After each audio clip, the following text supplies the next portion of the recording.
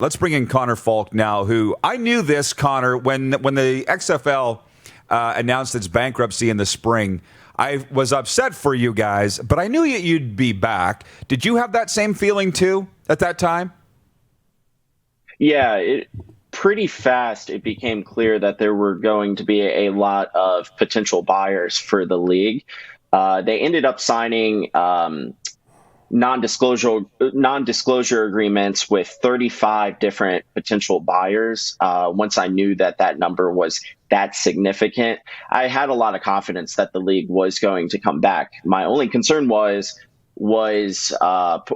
partners that had a significant amount of capital going to buy the league. I was obviously concerned that with how much money you tend to lose in a new spring football league, that maybe they wouldn't have enough capital. But I think a lot of people were pretty confident straight off the bat once we knew it was getting sold. By the way, this is an interesting COVID look you've got going on because your photos are usually suited and Yes. booted, clean shaven, in a suit. So what's the deal? Well, obviously down in the States, we have not figured out our COVID-19 situation here.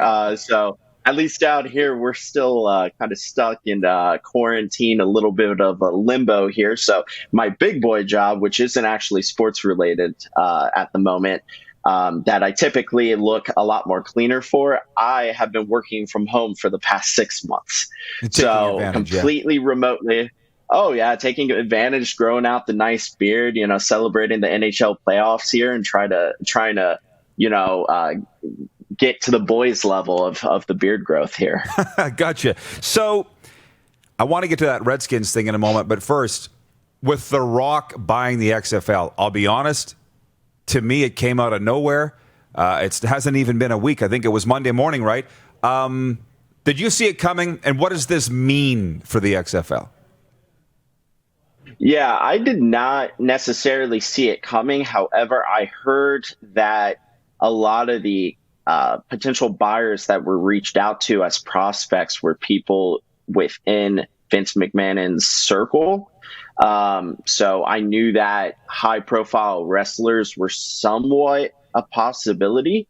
It just so happens that they went for their most high-profile entertainer, The Rock, and luckily he just has such a good network that he was able to find the partners that made that have enough capital to be able to absorb the hit that this league will initially take, with actually his ex-wife Dani Garcia, who is extremely successful in her own right, and then Gary Cardendale, who has Redbird Capital Partners, and they control over $4 billion worth of assets.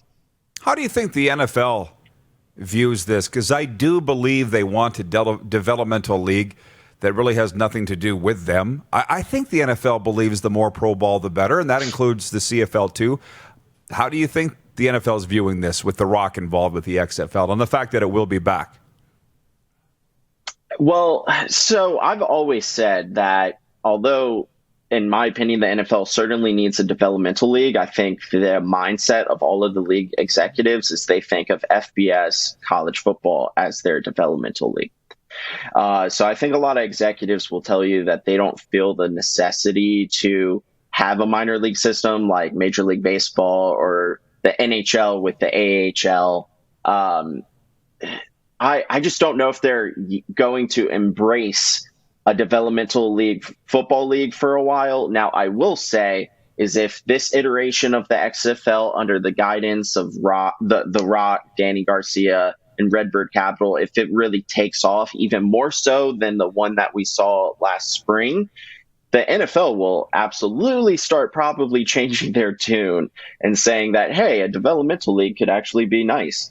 It's a way of them kind of, honestly, when the NFL calls a new league a potential developmental partner, it's really them separating themselves as not recognizing them as a competitor.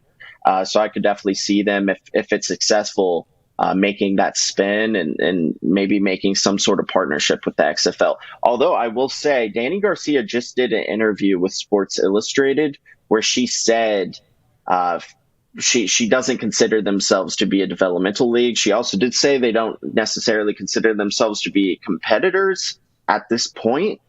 But I don't envision themselves as wanting to pick up the minor league narrative. Right, of course. No, not at all. What do you got, Frenzy? Konnor, good to talk to you here. I'm going to be asking the big question. Went through this last year. Why do you think this will be successful? I mean, Vince McMahon was going to make a big success with it. Some NFL people were scared. Some CFL people were scared. As it turned out, they're a bust after 3 weeks. So tell me why it's going to be different now.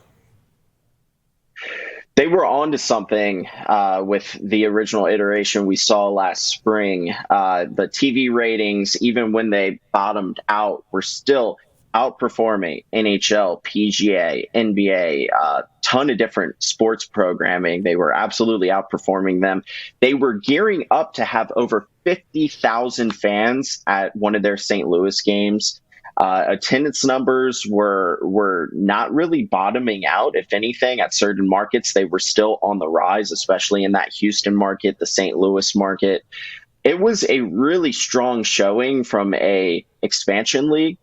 And honestly, just COVID-19, I think, is the biggest factor in me feeling like the end of the story was not met. We didn't get to the end of the book here because COVID-19 really ruined their absolutely great momentum that we saw. So if The Rock and his team are able to pick up where they left off and maybe add certain elements, maybe some learning lessons that they took from the last spring, changing to maybe more intimate stadiums in the New York market or Los Angeles, for example, maybe moving the Tampa Bay team to Miami or another more populated Florida city could be another one. If they take those learning lessons, I think they can pick up right where it left off, which again was a league that was outperforming NBA, NHL, PGA, lower levels of NASCAR. It was really onto something. So I think we've proven once again that there is a market for more football. There are cities that want more football. And if The Rock can put together a good executive team once again, I think we'll see it show itself again. Last one for you, Konnor. We mentioned you worked in the Redskins front office. I can't imagine how worn out you probably were with the coverage. And then it came to the inevitable conclusion they are changing their name. Your thoughts on that as alum, if you will, and when do you think we'll hear a new name for the Washington club? Yeah, so, not only am I a former employee, I'm a born and raised lifelong diehard fan. My dad was a diehard fan. His dad was a diehard fan. So it's certainly been a difficult change to deal with. I embrace their need to change and move forward with a new brand and just try to embrace all fans and not just local to this region. When I worked for the team, I was consistently getting calls from fans on both sides. I had fans yelling at me, telling me that the name had to stay. I had fans calling me, yelling at me, telling me that the name absolutely needed to change. Just constantly yelled out about the name. I think actually it can end up being a positive thing because it's taking away by far the most controversial aspect of the team. Maybe, just maybe, we can focus on just the team and just making a winning team, getting to the playoffs and obviously eventually the Super Bowl. If we can just focus on that, I don't care what they call the team. Now, I will be honest, I don't want them to stay the Washington football team. It is far too generic. It is, I am not a fan of it. I think it'll probably be a process that will be resolved next offseason. They'll make it through this year with the Washington football team branding. And then hopefully by that point, they have all of the legal situations with, copywriting their brand, trademarking their brand. They have all of that figured out, and they'll move forward with a new, more exciting team name than the Washington football team. Konnor, here's hoping we get football sooner than later. You do a great job. I appreciate the time here today, and hopefully you get outdoors soon, and stay safe here. Let's do it again soon. Thank you. I appreciate it. Have a great rest of your day, guys, and hopefully we pick up on some of these learning lessons from Canada, and we can get past COVID-19. You betcha. Thanks, Konnor. Konnor Fulk joining us, XFL insider out of Virginia. You're watching Rod Pedersen On Demand.